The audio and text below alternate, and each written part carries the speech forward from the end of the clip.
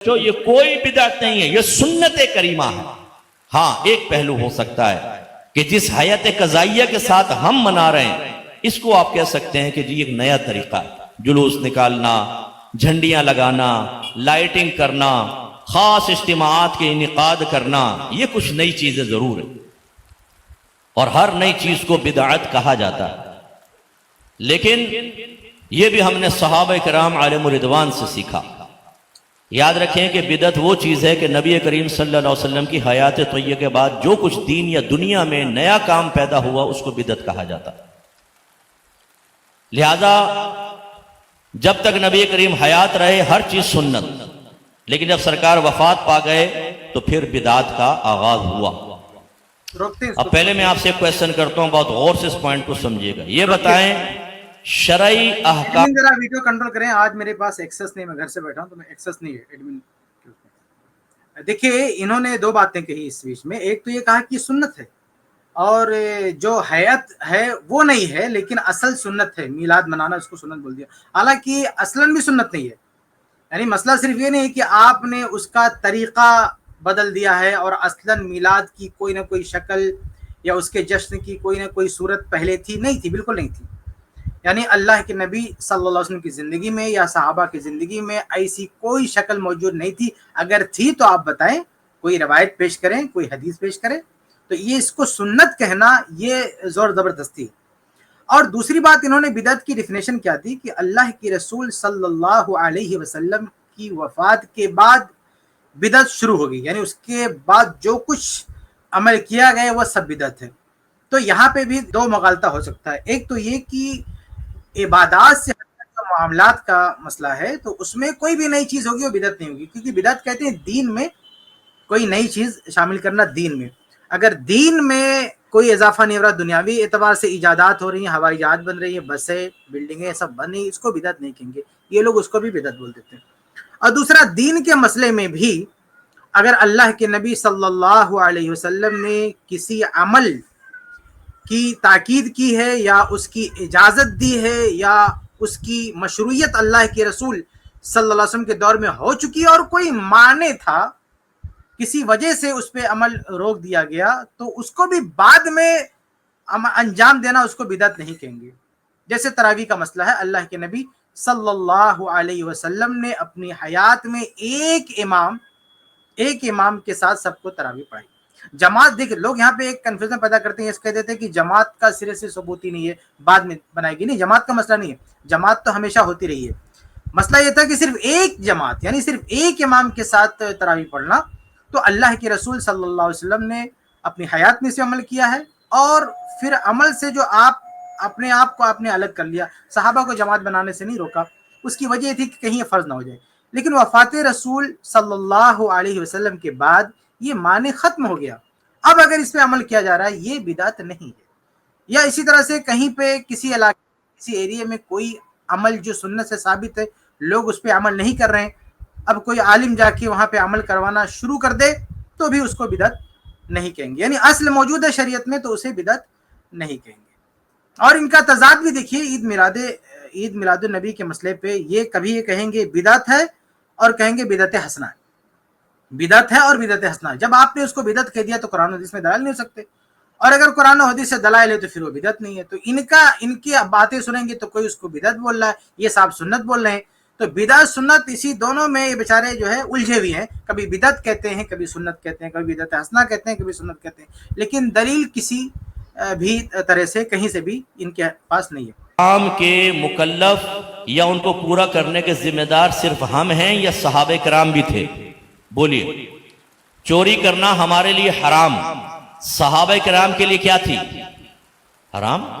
زنا ہمارے لیے حرام تو صحابہ کے لیے حرام۔ سود کھانا ہمارے لیے حرام تو صحابہ کے لیے، تو بدعت ہمارے لیے حرام تو صحابہ کے لیے ناجائز ہی ہونی چاہیے نا۔ اور بدعت کیا ہے؟ وہ کام جو نبی کریم کے دور میں نہیں بعد میں ایجاد ہوا۔ لیکن ہم یہ دیکھتے ہیں کہ صدیق اکبر رضی اللہ تعالیٰ عنہ نے قرآن کو جمع کیا ایک کتابی شکل میں، اور یہ کام سرکار نے نہیں کیا، نہ اس کا حکم دیا، بلکہ یہی بات حضرت صدیق اکبر نے عمر فاروق کی ریکویسٹ پر کہی تھی جب مسیلمہ کذاب سے جہاد ہوا اور بہت سارے حافظ صحابہ شہید ہوئے۔ تو عمر فاروق ابو بکر صدیق رضی اللہ تعالیٰ عنہ کی خدمت میں حاضر ہوئے کہ حضور اگر اسی تیزی کے ساتھ حفاظ صحابہ شہید ہوتے رہے تو قرآن کی حفاظت کا معاملہ خطرے میں پڑ جائے، لہذا آپ اس کو کتابی شکل میں جمع کرو. کیونکہ پہلے جیسے جیسے وحی نازل ہوتی، مثلا 10 صحابہ بیٹھے، سرکار ان کو قرآن لکھوا دیتے تھے.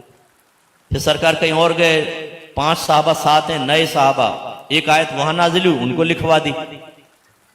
پھر وہ آپس میں شیئر کرتے تھے اور پھر صحابہ جمع کر کے یاد کر لیا کرتے تھے، لیکن ایک کتابی شکل میں نہیں تھی. کسی نے درخت کی چھال پر لکھا، کسی نے اونٹ کی ہڈی پہ لکھا، کسی نے پتھر پہ لکھا، کسی نے کھال کے اوپر لکھا، محفوظ. اب جب عمر فاروق رضی اللہ تعالیٰ نے ریکویسٹ کی، صدیق اکبر نے یہی جملہ کہا، اے عمر، جو کام اللہ کے نبی نے نہیں کیا میں کیسے کر سکتا ہوں. یہی اشارہ کرتا ہے کہ صحابہ کے دور میں بھی نیا کام بدعت ضرور تھا، اسی لیے حضرت صدیق اکبر نے ارشاد فرمایا میں وہ کام کیسے کر سکتا ہوں جو اللہ کے نبی نے کیا.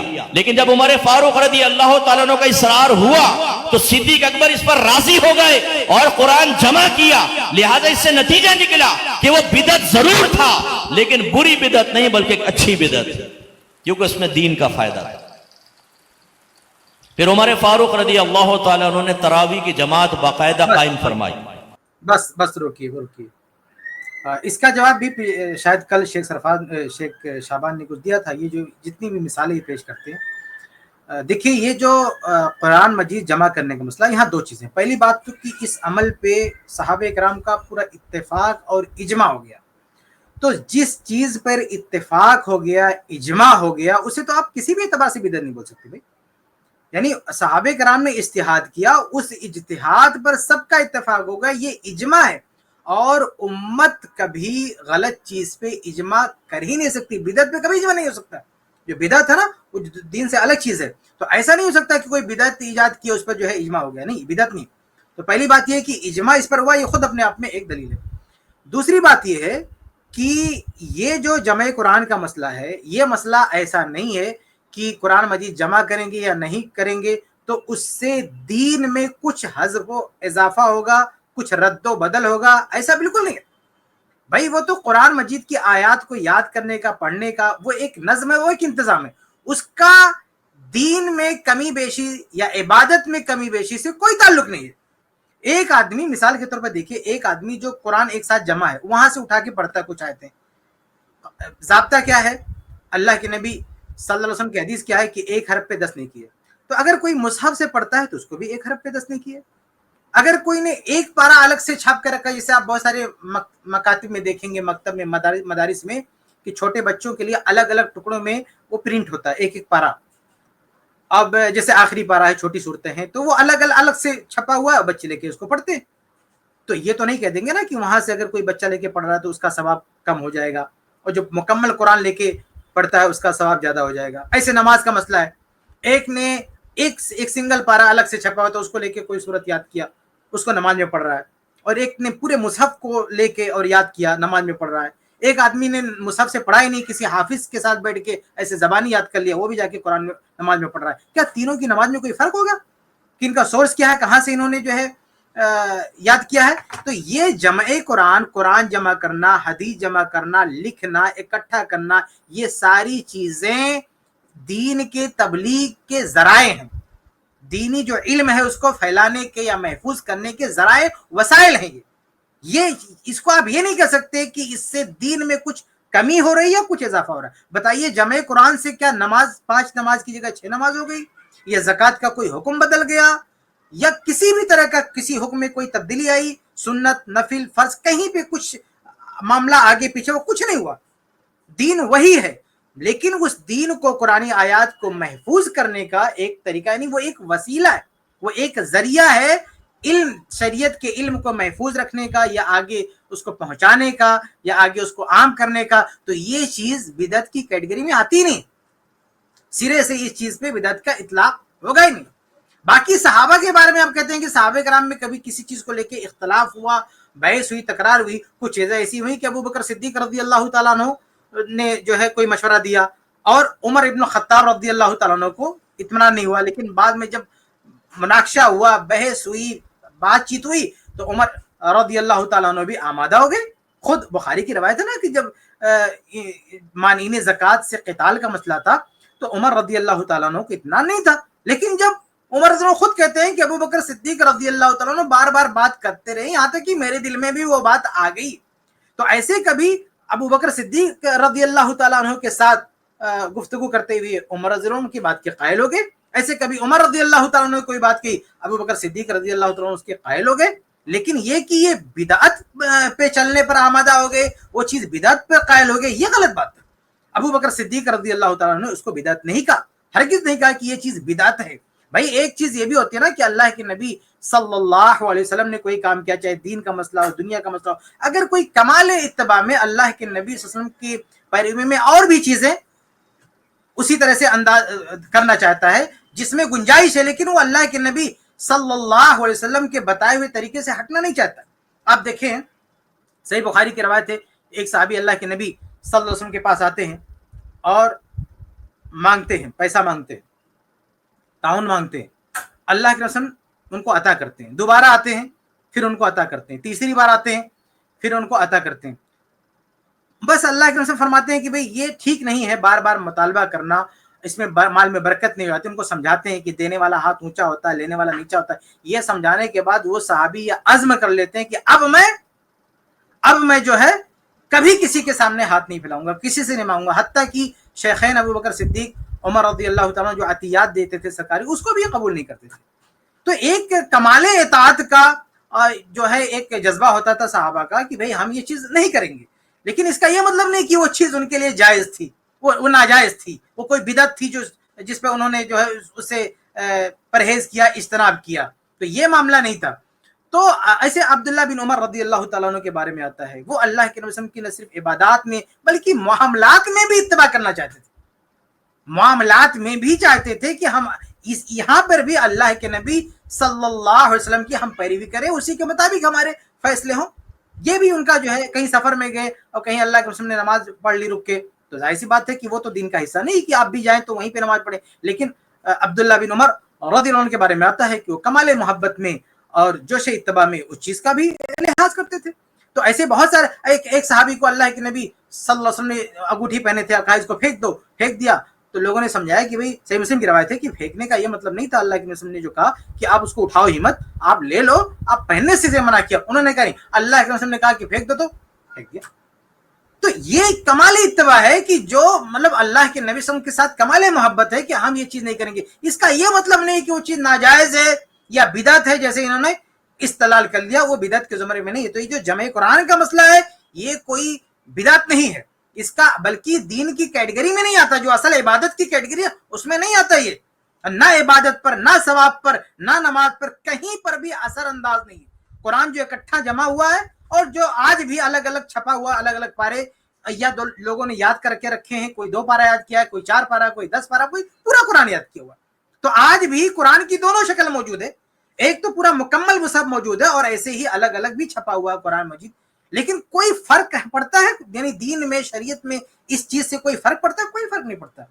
تو جب کوئی فرق نہیں پڑتا ہے دین میں, نہ ثواب میں, کسی بھی معاملے میں کوئی فرق نہیں پڑتا ہے, تو اس کو آپ دین کی کیٹیگری میں کیسے لا سکتے ہیں؟ یہ وسائل ہے, یہ ذرائع ہیں, اور اس میں اصل جواز ہے, اس میں اصل جواز ہے. اللہ کے نبی صلی اللہ علیہ بلکہ اللہ کے رسول سے اجازت بھی, صراحتاً اجازت جو ہے موجود ہے کہ آپ صلی اللہ علیہ وسلم نے قرآن مجید لکھوایا, جب لکھوایا اس میں کوئی حد بندی نہیں کیا ہے کہ ایک ساتھ کتنی آیتیں لکھنا ہے, کتنی صورتیں لکھنا ہے. تو خود یہ بھی اس بات کا ثبوت ہے کہ اس میں کوئی حرج کی بات نہیں ہے. تو خلاصہ یہ کہ یہ جو جمع قرآن کا مسئلہ ہے یا کتب احادیث کا مسئلہ ہے, اسی طرح سے جو قواعد اصول فقہ کے, اصول حدیث کے, اس کو بھی لوگ کہتے ہیں دین کا مسئلہ ہے, کہاں سے آگے پہلے نہیں. بھائی یہ سب ذرائع ہیں, یہ سب تبلیغ دین کے ذرائع ہیں, دین کو محفوظ کرنے کے, دین کو پہنچانے کے, دین کی تعلیم کے ذرائع وسائل ہیں. ان کو آپ بدعت نہیں کہہ سکتے. اس میں اصل کیا ہے؟ جواز ہے, اباحت ہے. ورنہ سب علیحدہ پڑھتے تھے. ایک دفعہ آپ مسجد میں گئے, کوئی یہاں تراویح پڑھ رہا ہے, کوئی وہاں پڑھ رہا ہے, کوئی وہاں پڑھ رہا ہے, کہیں ایک امام بن گیا ہے, 2-4 آدمی اس کے پیچھے پڑھ رہے ہیں. تو آپ نے فرمایا میں چاہتا ہوں کہ سب لوگوں کو ایک امام کے پیچھے مجتمع کر دوں.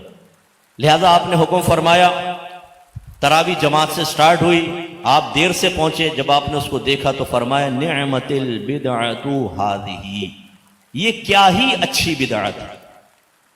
बिदत को फरमा रहे हैं क्या ही अच्छी है, इसका मतलब हर बिदत बुरी नहीं होती। इसी तरह नबी करीम सल्लल्लाहु अलैहि वसल्लम ने फरमाया कि अल्लाह की बंदे, रोकिए जरा रोकिए, ये बात असल में बार बार तकरार के साथ आती है। ये लोग सही बुखारी की इस हदीस को बहुत कोट करते हैं। कल की पिछले स्ट्रीम में भी हम बात कर चुके हैं, थोड़ी सी वजाहत करूंगा। जो इन्होंने जो है लफ्ज जो है इस्तेमाल किया, नेमतिल बिदत वहादी या नेमल बिदवहाद, जो भी अल्फाज हैं। देखिए ये जो उमर रज़ी अल्लाह ताला अन्हु ने यहाँ पे इस्तेमाल किया बिदअत का लफ्ज, तो ये बिदअत कुछ इस्तिलाही माने में नहीं है। एक इस्तिलाह होता है ना, एक लफ्ज, जैसे बिदअत शरीयत की एक इस्तिलाह है कि जो दीन का हिस्सा नहीं है उसे भी बिदअत कहा जाता है, लेकिन उस लफ्ज का एक लुग़वी माना भी तो है। तो अब कहीं भी वो लफ्ज इस्तेमाल आता है तो आप कहेंगे नहीं इस्तिलाही माने में उसको बिदअत का, नहीं, हरगिज नहीं, बल्कि ये लफ्ज यहाँ पे लुग़वी माने में, जैसे तलाक का लफ्ज है, इतलाक का लफ्ज है, तो इस शरीयत में तलाक एक खास इस्तिलाह है। मियाँ बीवी का जो रिश्ता है, निकाह है, उसको खत्म करे शौहर तो उसको तलाक बोलते हैं। लेकिन ये लफ्ज आजाद करने के मायने में भी तो इस्तेमाल होता है। वो जो फतेह मक्का के मौके पर अल्लाह के नबी सल्लल्लाहु अलैहि वसल्लम ने क्या कहा, इज़हबू व अंतुम तुलक़ा, जाओ तुम सब आजाद हो, तो इस थोड़ी कहेंगे कि यहाँ जो है तलाक दी गई है, हाँ? वो इस तरह उस माने में नहीं है। ऐसे जो है सुन्नत का एक इस्तिलाही माना क्या है, मुहद्दिसीन के यहाँ उसका एक अलग इस्तिलाही माना है, और इसी तरह से फ़क़हा के यहाँ अलग इस्तिलाही माना है। इसका मतलब नहीं कि किसी लुग़वी माने में कुरान और हदीस में आ गया सुन्नत का लफ्ज़ तो आप वहाँ भी कहें कि नहीं इसी माने में। तो ऐसे शरीयत के जो अल्फाज, जो इस्तिलाहात हैं, वो उसी सियाक में इस्तेमाल होंगे तो उसका एक शरई इस्तिलाही माना मुराद होगा। लेकिन असल लुग़वी माने के सियाक में इस्तेमाल होंगे तो आप ये नहीं कहेंगे कि वहाँ पे जो है इस्तिलाही माना मुराद है। तो ये जो असल में अमल है, एक साथ तरावीह के जमात के साथ मैं वाज़ेह कर चुका हूँ कि ये कोई नई बात नहीं, बल्कि इन्होंने भी कहा है। इनकी बात घुमा के सुनेंगे तो इन्होंने भी कहा कि कोई अकेले पढ़ रहा है, कोई जमात से पढ़ रहा है। तो जमात से पढ़ना कोई मसला ही नहीं था, पहले से हो रहा था। मसला ये था कि एक इमाम पे जमा करना, ये कैफियत जो है बदली थी। लेकिन ये कैफियत भी अल्लाह के रसूल सल्लल्लाहु अलैहि वसल्लम से साबित है। तो जो चीज अल्लाह के नबी से साबित है उसको आप करेंगे तो वो चीज अपने अमल के एतबार से जो है नहीं दिखेगी, तो लोगों एतबार से आप नया बोल सकते हैं उसको, लेकिन वो अपने वजूद और मशरूयत के एतबार से नहीं है, इसलिए आप उसको इस्तिलाहन बिदअत नहीं बोल सकते। क्योंकि शरीयत में इस्तिलाह में जो बिदअत कहा जाता है ऐसे अमल को जिसको कोई इजाद कर रहा हो, जिसकी वजाहत खुद हदीस में है कि शर्रुल उमूर मुहदसातुहा, यानी वो नई चीजें जो दीन में, वो बुरी चीजें जो दीन में नई नई ईजाद कर ली गई हैं। और सही बुखारी की हदीस है, मन अहदसा फी अमरिना, जो हमारे इस मामले में ऐसी चीज ईजाद कर ले मा लैसा मिनहु, जो पहले से उसमें ना थी। ये बहुत ही अहम हदीस है, बुखारी में भी है और सही मुस्लिम में भी है, कि जिसने हमारी, जैसे मन अहदसा फी अमरिना, बाद रात में मन अहदसा फी दीनना, कि हमारे दीन में कोई ऐसी नई चीज लाए मा लैसा मिनहु, जो पहले से उसके अंदर ना थी। ये हदीस ना इस्तिलाही बिदअत की डिफिनेशन बता रही है कि शरीयत की इस्तिलाह में बिदअत वो है कि ऐसा अमल आप ईजाद करें जो पहले से दीन में ना था। लेकिन अगर कोई अमल पहले से दीन में था, उसकी मशरूयत अहद रसालत में हो चुकी है, उस पर अमल नहीं हो रहा, या किसी इलाके में अमल हो रहा है, किसी में अमल नहीं हो रहा, उसको अगर आप राइज कर रहे हैं, उसे रिवाज दे रहे हैं, तो रिवाज देने के बाद लगेगा कि यह नया है और लोगों एतबार से आप उसको नया बोल सकते हैं, लेकिन इस्तिलाहन आप उसको बिदअत नहीं बोल सकते। मैं इसको बार बार मिसाल से समझाता हूं। जैसे मगरिब के बाद सुन्नत पढ़ने का मसला है, आज भी बहुत सारे तकलीदी मसाजिद में सुन्नत नहीं पढ़ी जाती मगरिब के बाद, हालांकि बुखारी से साबित है, सही बुखारी से, सही मुस्लिम से, बहुत सारी अहादीस से इस बात का सबूत मौजूद है कि मगरिब की अजान के बाद जमात से पहले 2 रकअत सुन्नत आप पढ़ सकते हैं, सहाबा पढ़ते थे। बहुत सारी मसाजिद में नहीं होता अमल। अब अगर किसी मस्जिद में किसी ने जाके समझा बुझा के इस तरीके को भी राइज कर दिया, जैसे हमारे गांव में एक मस्जिद थी, वहां मगरिब के बाद सुन्नत का रिवाज नहीं था, कुछ लोग गए और उसको राइज कर दिया, अब लोग पढ़ना शुरू कर दिए। अब जब पढ़ना शुरू कर दिए तो वो चीज नई है, यानी पहले वहां पे नहीं हो रही थी, अब चूंकि होने लगी है तो उस एतबार से कहेंगे कि ये नया है, यकीनन कहेंगे नया है। लेकिन क्या उसकी बिदअत कह देंगे? नहीं भाई, वो लोगों एतबार से नया है, यानी अमल के हिसाब से नया है, मशरूयत के हिसाब से नया नहीं है। ऐसे कुछ जो कंपनी एरिया है जहाँ पे कारोबारी इलाके हैं, तो ऐसे इलाकों पे बहुत सारी मस्जिदें ऐसी होती हैं जहाँ फज्र की नमाज नहीं होती, बाकी 4 वक्त की नमाज होती है। इस मुंबई में भी ऐसी कई जगह हैं जहाँ فجر کی نماز نہیں ہوتی, باقی 4 وقت کی نماز جماعت سے پڑھی جاتی ہے. جو کاروباری آفس سے دفتر ہے, جہاں وہاں چھوٹی موٹی مسجد ہوتی ہے, وہاں پہ بھی ایسا ہوتا ہے. تو اگر ایسی جگہوں پر لوگ آباد ہو جائیں, رہنے لگیں, اور 4 نماز کے ساتھ فجر کی نماز بھی شروع کر دیں, تو یقیناً یہ کہا جائے گا کہ اس مسجد میں یا اس جگہ یہ نئی بات, یہ نئی چیز ہو رہی ہے. یعنی پہلے فجر کی نماز یہاں نہیں ہو رہی تھی, ابھی فجر کی نماز بھی ہونے لگی. تو ہم دیکھ کے کیا بولیں گے؟ ہم کہہ سکتے ہیں کہ نعمت البدعۃ ہذہ, یہ اچھی بدعت ہے, ہم کہہ سکتے ہیں اس کو. تو یہ جو یہاں پر نیا بولا جائے گا وہ شریعت کی اصطلاح میں بدعت نہیں بولا جائے گا, بلکہ چونکہ اس کے اندر نیا پن ہے, یہ چیز پہلے نہیں ہو رہی تھی ابھی ہو رہی, تو کہیں گے وہ بدعت ہے. تو ان شارٹ خلاصے کے طور پر ہم کیا کہیں گے؟ خلاصے کے طور پر یہ کہ اگر کوئی عمل مشروعیت کے اعتبار سے عہد رسالت میں مشروع ہو چکا ہے, نبی کے دور میں مشروع ہو چکا ہے, اور آج اسے عمل میں لایا جا رہا ہے, تو عمل کے اعتبار سے آپ کہہ سکتے ہیں نیا, لیکن اسے آپ بدعت نہیں بول سکتے. لوگوں اعتبار سے کہہ سکتے ہیں نیا, ابھی پہلے نہیں ہو رہا تھا ابھی ہو رہا ہے, لیکن آپ اسے بدعت نہیں بول سکتے کیونکہ وہ دین میں نیا نہیں ہے. دین میں اصطلاحی معنی میں بدعت کیا ہے؟ جو عمل کے حساب سے بھی نیا ہو اور ایجاد کے حساب سے بھی نیا ہو. یعنی اس کی ایجاد بھی وفات رسول کے بعد کی جا رہی ہے اور عمل بھی بعد میں کیا جا رہا ہے, دونوں بات کا ہے, تو یہ ہے اصطلاحی بدعت. اس کی دلیل کیا؟ وہی صحیح بخاری کہتی ہے جو میں نے آپ کو پڑھا کہ من احدث فی امرنا ھذا ما لیس منہ, جو ہمارے اس دین میں ایسی چیز لائے جو پہلے سے نہیں ہے. تو یہ حدیث تعریف کر رہی ہے کہ اگر پہلے سے کوئی چیز نہیں ہے دین میں, اسے آپ ایجاد کر رہے ہو اور عمل کر رہے ہو, وہ چیز بدعت ہے. لیکن پہلے سے اگر کوئی چیز دین میں ہے, گرچہ اس میں عمل رکا ہوا تھا, اسے اگر کوئی عمل میں لا رہا ہے, اس کے رواج دے رہا ہے, اس کو سب کو سکھا رہا ہے, تو وہ چیز جب عمل کی میں آئے گی تو لگے گی کہ نئی چیز ہے, آپ بول بھی سکتے نہیں آئے, لیکن وہ اصطلاحاً بدعت نہیں ہے. تو خلاصہ یہ کہ یہ جو ایک امام کے ساتھ تراویح کا مسئلہ ہے, یہ اللہ کے نبی کے زمانے میں اس کی مشروعیت ہو چکی ہے. یہ عمل کے حساب, وجود کے حساب سے, مشروعیت کے حساب سے یہ عمل نیا نہیں ہے. ہاں, عمل کے حساب سے وہ شکل کیفیت نہیں تھی اور کہہ دیا نعمت البدعۃ ھذہ. تو عمر رضی اللہ تعالیٰ عنہ نے جو کہا نعمت البدعۃ ھذہ, تو وہ تشریع مشروعیت کے اعتبار سے, ایجاد کے حساب سے نہیں, عمل کے حساب سے نیا کہا. اس میں کوئی مسئلہ نہیں. آپ بھی کوئی بھی عمل ایسا کرو جو اللہ کے نبی سے ثابت ہے اور نہیں ہو رہا تھا, آپ اس کو کر رہے ہو, آپ کہتے ہیں کہ وہ بدعت ہے, اچھی بدعت ہے. ہم یہ نہیں کہتے کہ وہ چیز بدترین بدعت ہے, آپ اس میں گمراہ ہو گئے, لیکن لوگوں اعتبار سے کہہ سکتے ہیں, لیکن اصطلاحی اعتبار سے وہ بدعت نہیں ہے. اور میں بات ختم کروں, میں نے پچھلے اسٹریم میں بھی کہا تھا کہ عمر رضی اللہ تعالیٰ کا اس کیفیت کو دوبارہ زندہ کرنا کہ ایک امام کے ساتھ تمام لوگوں کو تراویح میں کھڑا کر دیا جائے, یہ خود اس بات کی دلیل ہے کہ اسلام میں بدعت کی گنجائش نہیں ہے. کیونکہ اللہ کے رسول صلی اللہ علیہ وسلم نے اس عمل سے جو علیحدگی اختیار کی تھی یا رکا تھا, آپ سسن جو رکے تھے وہ اس وجہ سے کہ کہیں یہ چیز فرض نہ ہو جائے.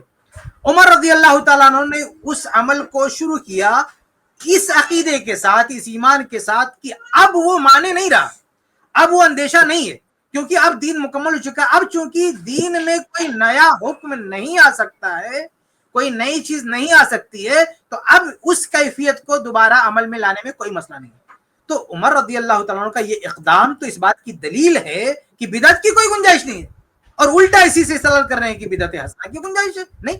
تو خلاصہ یہ کہ یہ جو مثال دے رہے ہیں یہ عمل نبی کے زمانے میں ثابت ہے, اس کو عمل کرنے میں کوئی مسئلہ نہیں, اس کو لغوی اعتبار سے کہا جا سکتا ہے, لیکن اصطلاحی معنی میں اس تراویح با جماعت کو ایک امام کے ساتھ پڑھنے کو آپ بدعت. ایک بات یہ ہے, آپ نے ذکر کیا بس اس کی توضیح میں, یہ لوگ کرتے کیا ہیں کہ جہاں شارٹ چیز رہتی ہے, چیز مجمل رہتی ہے, اس کو پکڑ کے خوب چوہوں کی طرح چالتے ہیں, اس گڈھی نکالتے ہیں, اور وہ جو چیز متعین رہتی ہے اس کو چھپائے رہتے ہیں.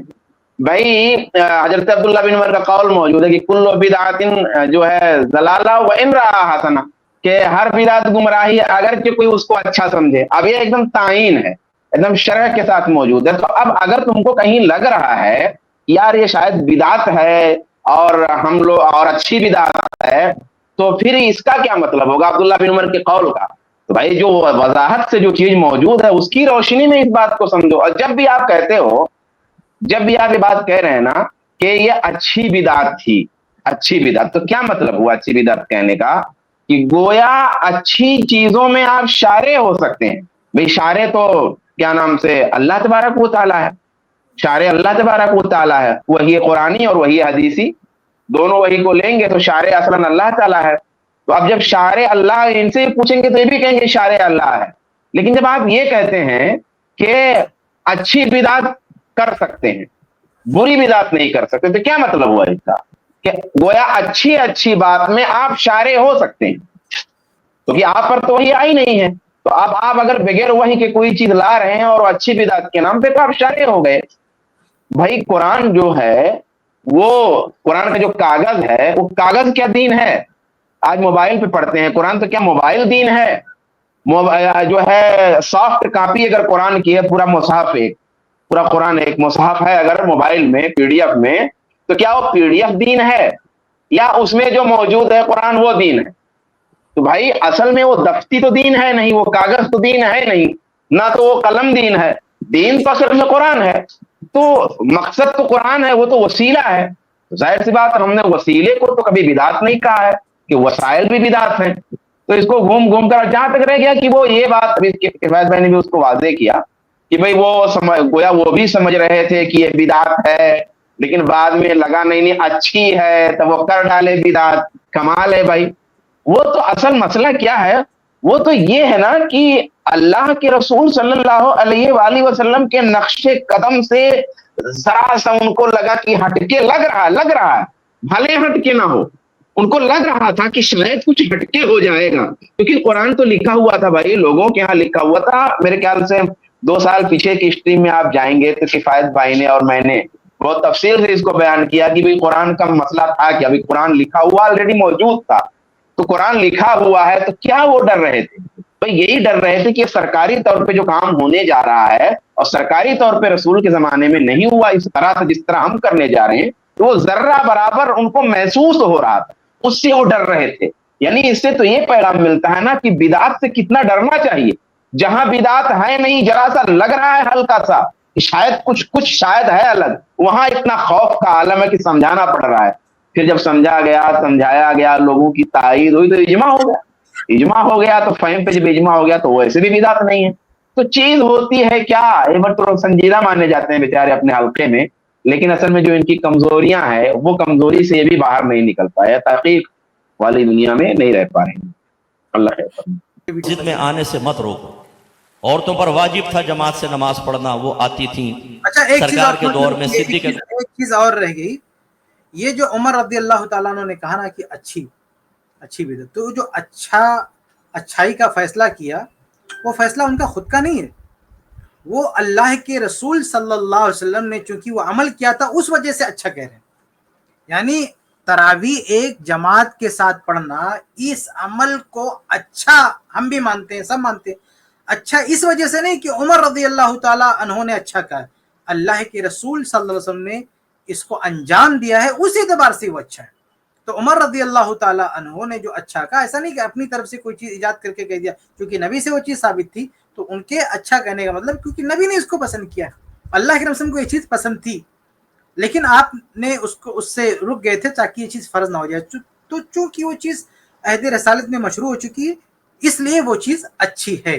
تو یہ بات ذہن میں رکھیں کہ دین میں اچھا کسی بھی چیز کے اچھا ہونے کا فیصلہ اللہ اس کے رسول کریں گے. یعنی ایک کسی بھی شخص کو یہ حق حاصل نہیں ہے کہ وہ یہ فیصلہ لے کہ کیا اچھا ہے کیا برا ہے. جو بدعت حسنہ بار بار کہتے ہیں نا اچھی بدعت آتی اچھی بدعت. ارے بھائی آپ کو کیسے پتا چلے گا یہ پوائنٹ سمجھنے کی ضرورت ہے کہ آپ کو کیسے پتا چلے گا کہ دین میں یہ چیز اچھا ہے کیونکہ دین میں اچھا ہونے کا مطلب کیا ہے جب تک اللہ نہیں اچھا سمجھے گا آپ کیسے اس کو مہر لگا سکتے کہ وہ چیز اچھی ہے. آپ اس میں مہر نہیں لگا سکتے آپ یہ فیصلہ نہیں کر سکتے کہ اچھا کیونکہ دین میں اچھا ہونے کا مطلب آپ اللہ تعالیٰ کی طرف سے ترجمہ نہیں کر رہے ہیں. جب آپ کہہ رہے ہیں نا کہ یہ چیز دین میں اچھا مطلب آپ یہ دعویٰ کر رہے ہیں کہ اللہ کو یہ چیز پسند ہے. تو بتائیے آپ کو کس نے بتایا کہ اللہ تعالیٰ کو یہ چیز پسند ہے؟ آپ کے پسند کرنے کا یہ مطلب نہیں ہے کہ بھائی اللہ تعالیٰ بھی اس کو پسند کرے اللہ تعالیٰ کی نظر میں بھی وہ چیز اچھی ہو اور اچھی کوئی چیز اچھی بھی ہو کتنی بھی اچھی ہو لیکن ضروری تو نہیں کہ وہ دین کا حصہ بن جائے. اگر اچھی بھی ہو تو آپ اسے دین میں کیسے ایڈ کر سکتے ہیں؟ آپ دیکھیں کہ معراج کا جو واقعہ ہے کہ اللہ کے نبی صلی اللہ علیہ وسلم کو 50 وقت کی نماز دی گئی. واپسی میں موسیٰ علیہ السلام سے ملاقات ہوتی ہے وہ مشورہ دیتے ہیں کہ کم کراؤ. کم کراتے کئی بار آنا جانا ہوتا ہے بالآخر 5 وقت کی نماز آخر میں لے کر آتے ہیں. موسیٰ علیہ السلام کہتے ہیں کہ ایک بار اور چلے جاؤ ابھی بھی زیادہ ہے. آپ بتائیے کیا کوئی غلط مشورہ تھا ان کا؟ انہوں نے جو کچھ کہا تھا اچھی بات کی تھی کوئی غلط بات نہیں کی تھی انہوں نے. اور اللہ کے رسول صلی اللہ علیہ وسلم نے بھی یہ نہیں کہا کہ اس بار آپ غلط کہہ رہے ہو. آپ نے تسلیم کیا کہ مشورہ ٹھیک ہے لیکن اب ہم نہیں جائیں گے, میری امت اس کو انجام دے گی. یہ بات بڑی معقول تھی, بات اچھی تھی, دو نبی اس پر متفق ہیں, بات کے اچھے ہونے پر متفق ہے, لیکن کیا وہ چیز دونوں انبیاء نے مل کے اس کو بنا لیا کہ چلو ہم اللہ تعالیٰ کے پاس جب بھی جاتے ہیں اللہ کمی کر دیتا ہے, یہ کریکشن ہم خود ہی کر لیتے ہیں؟ نہیں, وہ چیز اچھی مانی گئی لیکن اسے دین کا پارٹ نہیں قرار دیا گیا نا.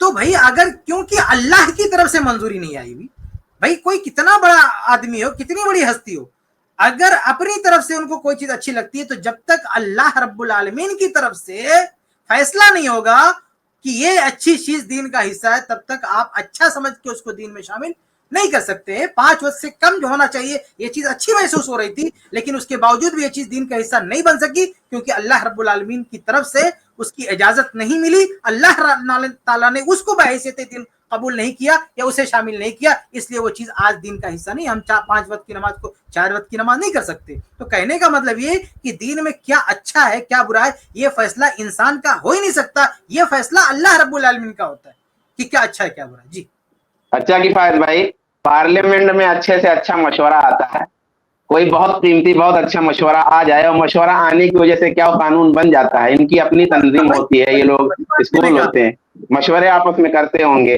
اس میں بہترین مشورہ کسی کا آ گیا لیکن صدر صاحب نے جب تک سائن نہیں کیا, کمیٹی نے منظور نہیں کیا, تو کیا وہ قانون بن جاتا ہے؟ مطلب دنیا میں مسئلہ نہیں ہے, اور یہ لوگ دین کو اتنا سستا سمجھے ہوئے, دنیا میں بغیر مہر کے قانون نہیں بنتا ہے. نہیں, پہلی بات یہ ہے کہ اچھا ہے کہ نہیں ہے یہ تو آپ فیصلہ کر نہیں سکتے, اور چلو مان بھی لیں کہ اچھا ہے, تو اچھا ہونے کا یہ مطلب کیسے کہ وہ دین میں ایڈ ہو جائے گا, یہ ہمارے دین کا پارٹ ہو جائے گا, ہمارے دین کا وہ جو ہے حصہ ہو جائے گی. بھائی نماز پڑھنا بھی تو بہت اچھی بات ہے نا, تو 5 وقت کی جگہ 6 وقت کی نماز آپ کر دیں, ایسا نہیں کر سکتے. اچھا ہونے کا مطلب نہیں کہ آپ اسے دین میں شامل کر دیں. کتنی بھی اچھی چیز کیوں, نماز سے اچھی چیز کیا ہو سکتی ہے, لیکن آپ نماز کو بھی اپنی طرف سے بنا کے دین میں شامل نہیں کر سکتی, یا جو نماز ہم کو بتا کے دی گئی ہے اس کو اسی کیفیت میں بھی آپ بڑھا نہیں سکتے کہ چلو نماز اچھی چیز ہے, چلو 4 کی جگہ ہم 4 رکعت کی جگہ 5 رکعت پڑھ سکتے ہیں. تو اچھا ہونے کا یہ مطلب نہیں کہ بھئی آپ اپنی طرف سے اس کو دین میں شامل کر دو. اچھی ہے, اس کا مطلب ہر بدعت بری نہیں ہوتی. اسی طرح نبی کریم صلی اللہ علیہ وسلم نے فرمایا کہ اللہ کی بندیوں کو مسجد میں آنے سے مت روکو. تھوڑا سا روکیے, یہ کہتے ہیں کہ ہر بدعت بری نہیں ہوتی. بھائی ہر بدعت بری ہوگی, آپ کوئی اچھی چیز بھی اگر دین میں شامل کریں گے نا, تو چونکہ یہ جرم ہے, یہ کام جو اللہ تعالیٰ کا ہے, یہ حق جو اللہ تعالیٰ کا ہے, وہ کام آپ کرنے جا رہے ہو, تو یہ چیز جرم ہو جائے گی, اس وجہ سے وہ بری ہے. بھلے جیسے نماز, مصنف ابن ابی شیبہ کی روایت کہ نماز پڑھنے پر بعد تابعین نے جو ہے نکیر کی, جب کہا گیا کہ یہ تو اچھی چیز ہے, تو کہا اللہ تعالیٰ اس سے نماز پڑھنے پہ عذاب دے گا, کہ نماز پہ نہیں لیکن نبی کی سنت کی مخالفت پہ اللہ تعالیٰ جو ہے گرفت کرے گا. تو مسئلہ یہ ہے کہ یہ کہنا کہ کچھ بدعتیں اچھی ہوتی ہے, غلط بات ہے. ہر بدعت گمراہی ہوتی ہے. اگر کوئی اچھا ہی کام ہو آپ نے دین میں ایڈ کیا, تو اس کو دین سے جوڑنے کی وجہ سے وہ چیز بری ہوگی. بری اس معنی میں ہوگی کیونکہ اللہ اس کے رسول نے نہیں بتایا, آپ کون ہوتے بتانے والے. تو اچھی چیز کو بھی آپ اس طرح سے دین میں یعنی کسی چیز کو اچھا سمجھ کیا, کوئی اچھی چیز ہو آپ دین میں گھٹا بڑھا دیں گے, وہ چیز بری ہو جائے گی. اس لیے کل بدعت ضلالہ, ہر بدعت گمراہی ہے, اس میں کوئی شک نہیں ہے. آگے بڑھیے. تو پر واجب تھا جماعت سے نماز پڑھنا, وہ آتی تھیں سرکار کے دور میں, صدیق اکبر کے زمانے میں, لیکن عمر فاروق رضی اللہ تعالیٰ عنہ نے عورتوں کو روک دیا, اب تم نہیں آؤ. عمر رضی اللہ تعالیٰ عنہ نے نہیں روکا, بلکہ ان کی جو ہے بیوی نماز پڑھنے جاتی تھی مسجد میں, اور ان سے کہا بھی گیا کہ عمر رضی اللہ تعالیٰ عنہ کو یہ اچھا نہیں لگتا, لیکن کہا اگر اچھا نہیں لگتا تو ہم کو منع کیوں نہیں کرتے. نہیں منع کر سکتے نا. عمر رضی اللہ تعالیٰ عنہ نے باوجود کی ایک چیز کو وہ سمجھ رہے تھے کہ یہ مناسب نہیں ہے, لیکن چونکہ وہ دینی اعتبار سے اس چیز کی اجازت ہے, اس لیے انہوں نے کبھی منع نہیں کیا. تو یہ کہنا کہ صحابہ نے خواتین کو مسجد میں جانے سے منع کر دیا, یہ غلط بات ہے. کسی بھی صحابی نے خواتین کو مسجد میں جانے سے منع نہیں کیا. اما عائشہ رضی اللہ عنہا کی جو روایت ہے, انہوں نے بھی منع نہیں کیا. انہوں نے کہا کہ اگر یہ صورتحال اللہ کے نبی صلی اللہ علیہ وسلم دیکھتے تو منع کرتے, لیکن منع نہیں کیا. اما عائشہ رضی اللہ عنہ نے خود بھی منع نہیں کیا, کیوں جب اللہ کے رسول نے منع نہیں کیا, دین مکمل ہو چکا, تو کوئی اس کو منع نہیں کر سکتا ہے. جی, جس کام کو نبی کر رہے ہیں اس کام کو منع کر دیا, نہیں کر دیا, یہ بدعت تھی, یہ نیا کام تھا. عورتیں گئیں سیدہ عائشہ صدیقہ, عالمہ, طیبہ, طاہرہ, مجتہدہ, مفتیہ کے پاس. ہماری والدہ بہت صاحبہ علم تھی, اور ان سے جا کر کہا کہ دیکھیں یہ عمر فاروق نے ہمیں مسجدوں میں آنے سے روک دیا. میری والدہ نے فرمایا اگر میرے سرکار میرے سرتاج آج دنیا میں ظاہری طور پہ جلوہ افروز ہوتے اور جس طرح عورتیں زینت کر کے گھر سے باہر نکل رہی ہیں آپ ملاحظہ کر لیتے تو آپ بھی عورتوں کو مسجد میں آنے سے روک دیتے. گویا کہ آپ نے فرمایا بظاہر یہ نبی کریم کی قول کی تمہیں مخالفت نظر آ رہی ہے لیکن حقیقتاً مزاج رسول کی موافقت ہے. میرے نبی ہوتے تو یہی کرتے. اس کا مطلب ہے ہر نیا کام برا نہیں ہوتا. جمعے کی کتنی اذانیں ہوتی ہیں؟ تھوڑا سا روکیں اس کو. دیکھیے اما عائشہ رضی اللہ عنہا نے بھی منع نہیں کیا مسجد میں جانے سے, نہ عمر رضی اللہ تعالیٰ نے منع کیا. یہ صاحب اپنی طرف سے بڑھا رہے ہیں. ایسا کسی روایت میں نہیں ہے کہ اما عمر رضی اللہ نے منع کر دیا اور اما عائشہ رضی اللہ نے اس کی تائید کی کہ ہاں اللہ کے نبی بھی منع کر دیا. نہ کسی صاحب نے منع کیا, بلکہ عمر رضی اللہ عنہ کے بیٹے عبداللہ بن عمر رضی اللہ عنہ کی روایت ہے کہ انہوں نے حدیث سنائی کہ اللہ کے نبی صلی اللہ علیہ وسلم نے کہا ہے کہ خواتین کو مسجد میں جانے سے مت روکو. تو انہوں نے کہا کہ ہم تو روکیں گے, انہوں نے کہا کہ ہم کو روکیں گے. تو ان کے ذہن میں بھی وہی تھا کہ کوئی جو ہے فتنہ ہو سکتا ہے, کوئی مسئلہ ہو سکتا ہے. تو عبداللہ بن عمر رضی اللہ عنہ نے زندگی بھر اپنے اس بیٹے بلال سے بات نہیں کی. مسند احمد کی روایت ہے. کہا کہ میں تمہیں حدیث رسول سناتا ہوں اور تم کہتے ہو کہ ہم روکیں گے. تو آپ یہ صحابی کا بھی اثر دیکھیں کہ صحابی اتنے غضبناک ہوئے کہ جب اللہ کے رسول کی حدیث موجود ہے, اجازت موجود ہے, تو آپ کیسے روک دیں گے؟ تو صحابہ کے دور میں یہ پابندی نہیں لگائی, یہ تقلیدی علماء نے یہ سب چیزیں کی ہیں, یہ مقلدین لوگوں نے پابندی لگائی ہے.